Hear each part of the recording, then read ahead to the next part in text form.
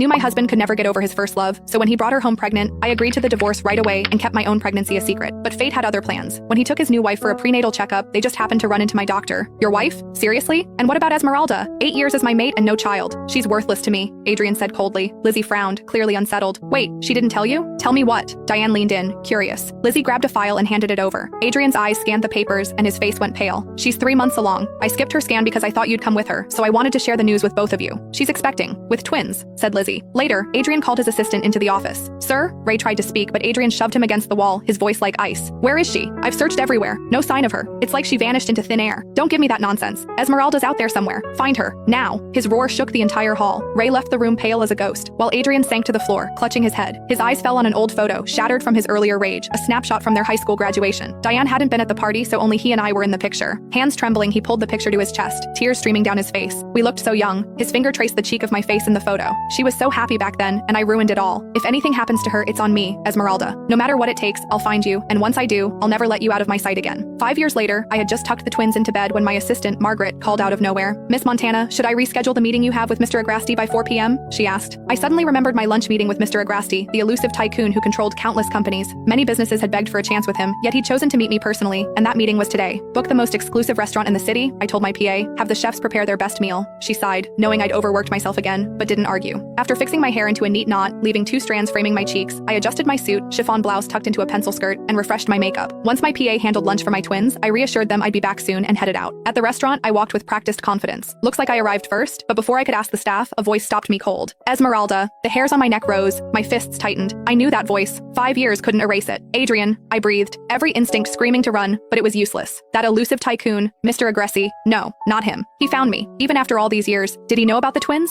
He stepped closer, his cold blue eyes locking onto mine. My chest tightened at the force of his presence, but I straightened my spine. You look well, he said, a smirk tugging at his lips. For someone reported gone. Mr. Agresti, was it? I forced a polite smile. I'll have my PA reschedule. I just remembered another meeting. Good day. I turned to leave, but his hand gripped my wrist, sparks shooting through me. In an instant, he had me pressed against the table, towering over me. My heart pounded, my face flushed, but I kept my voice steady. You've always been a terrible liar, Esmeralda, Miss Montana, I snapped, patting him off. I'll call you whatever I want. His tone was commanding, his eyes daring me to resist. Mr. Agresti, in case you forgot, we're in public. This is inappropriate. Does it bother you that I'm this close? That I'm touching you? His hand slid along my arm, my breath hitched. You deceived me. I spat, glaring into the eyes of the man who had once ruined me. Yes and no, he said calmly. I'm a businessman. I truly want this contract, and I did what it took to meet you. Do you know how much I spent just for this moment? Well, at least you know my worth now. My voice was bitter. You've always been worth more, Esmeralda. His words softened, and for a second I faltered under his gaze. I pushed him away, regaining control. What do you really want, Adrian? Glad we're dropping the formalities. His smirk vanished. His eyes hardened. I want my mate and children. I've come for them.